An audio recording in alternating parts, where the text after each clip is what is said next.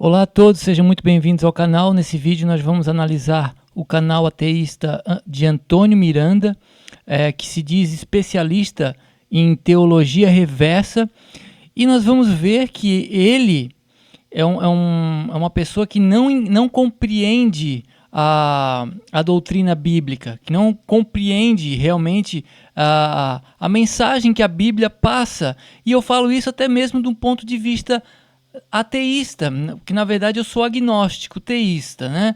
Mas até de um ateu pode escutar o Antônio Miranda falando e ver que ele não compreende a Bíblia, ele não compreende a mensagem bíblica, mesmo que a pessoa seja ateia, ela tem que compreender a proposta da Bíblia, a proposta de salvação da Bíblia. E aí ele conta uma coisa absurda. Eu vou dar play no vídeo e vocês vão ver o absurdo que ele fala, né?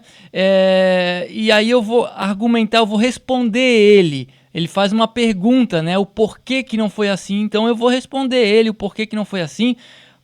Quem sabe ele entenda, né, o quanto de bobagem que ele está espalhando na internet, né? Então vamos lá, vamos dar o play e depois nós vamos verificar então a situação. Em teologia reversa, e dessa vez nós vamos analisar a vinda de Jesus. Será que está saindo o áudio? Deixa eu ver, Bom, agora eu acho que vai sair o áudio. E dessa vez nós vamos analisar a vinda de Jesus dentro de uma perspectiva racional, fora do viés devocional a qual você interage todos os dias nas suas instituições religiosas, com o seu líder religioso, seja padre, pastor, lhe imbuindo aquilo que já é traditivo em sua instituição. A teologia reversa, por outro lado, procura analisar essas histórias, esses mitos, por um ponto de vista lógico e que faça sentido, tá?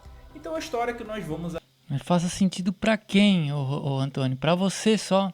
Porque na verdade, então quer dizer, você está dizendo então que a doutrina bíblica, nada ali está de acordo com a lógica. É isso? Não tem absolutamente nada na Bíblia de acordo com a lógica.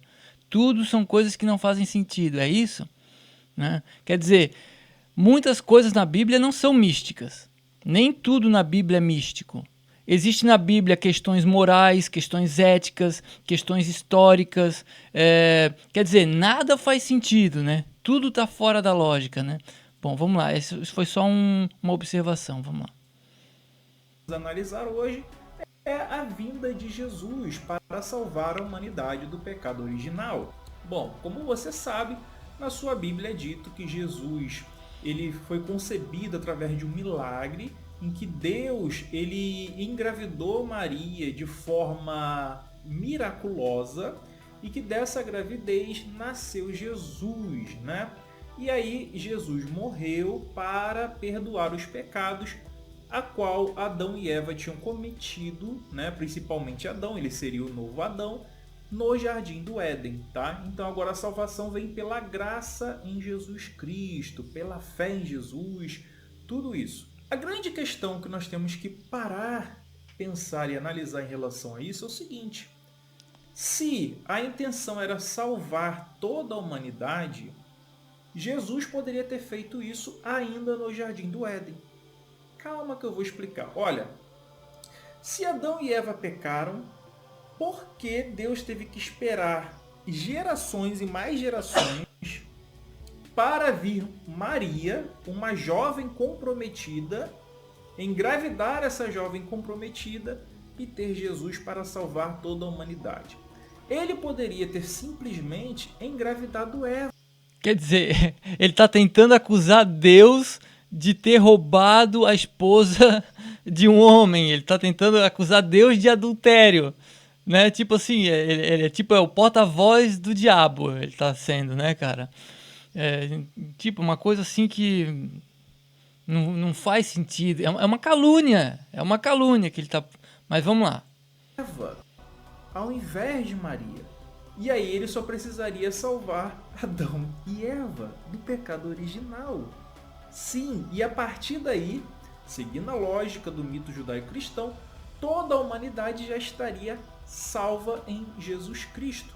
Você não precisaria esperar milênios, né? Você não precisaria esperar toda uma pregação para gerações posteriores, toda uma espécie de conflito ideológico. Era muito mais fácil Jesus ter vindo como filho de Eva ao invés de filho de Maria. E aí todos os problemas em relação à salvação estariam solucionados. Ou não, não é? Até porque se Jesus ele veio salvar o mundo do pecado, eu até hoje tenho dificuldade de entender o porquê de ainda existir o pecado, né? Não faz... Nossa, que questionamento, hein? Que ideia de gênio que você teve. Então quer dizer, Deus não teve a capacidade de criar um bom plano de salvação, né? Mas o Antônio Miranda teve. O Antônio Miranda é o Edir Macedo II, que é superior a Jesus Cristo, né? Quer dizer, o Antônio Miranda tem um plano muito melhor do que o plano de Deus para a salvação. Porque, veja bem, é muito simples responder essa sua pergunta de maneira lógica. De maneira lógica, tá, Antônio Miranda? O Antônio Miranda ele diz o seguinte: por que Jesus não veio já lá no Éden, lá como filho de Eva? Em vez de ter nascido Caim, teria nascido Jesus, que já teria salvo Adão e Eva, e aí toda a humanidade que viesse nascendo já seriam pessoas salvas e o pecado não existiria mais desde o Éden. É muito simples, porque todo ser humano tem que passar por aquilo que Adão e Eva passou. Ou seja, tem que conhecer o pecado, tem que conhecer o mal, tem que aceitar a salvação, tem que morrer, tem que ser salvo, e aí sim, na eternidade, ter então a vida eterna sem o pecado não existir mais. Porque do contrário, surgiria uma nova rebelião. Então, se isso que você está falando, Antônio Miranda, tivesse sido feito, teria surgido uma segunda rebelião. Tá? Uma segunda rebelião. A primeira rebelião foi a rebelião de Adão e de Eva. Eles se rebelaram contra Deus, eles duvidaram de Deus. Tá? Acreditaram na serpente e duvidaram de Deus. Foi uma rebelião. Se Jesus tivesse nascido de Adão e Eva, e toda a humanidade tivesse nascido santa, salva, então existiria uma segunda rebelião na eternidade, no plano da eternidade. Então, novamente o pecado se levantaria. Então, se esse teu plano fosse feito, Antônio Miranda, e isso eu estou pela exegese, pela hermenêutica, pela interpretação da Bíblia. Até um ateu pode entender o que eu estou falando. Basta que tenha conhecimento teológico. Tá? Basta que compreenda a retórica bíblica. Tá? Se esse teu plano tivesse sido feito, Antônio Miranda, o pecado se levantaria de novo.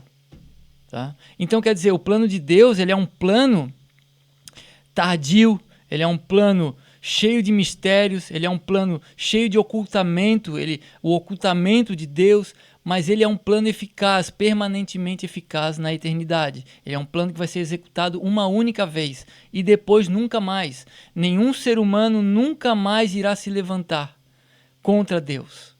Então, esse é o plano.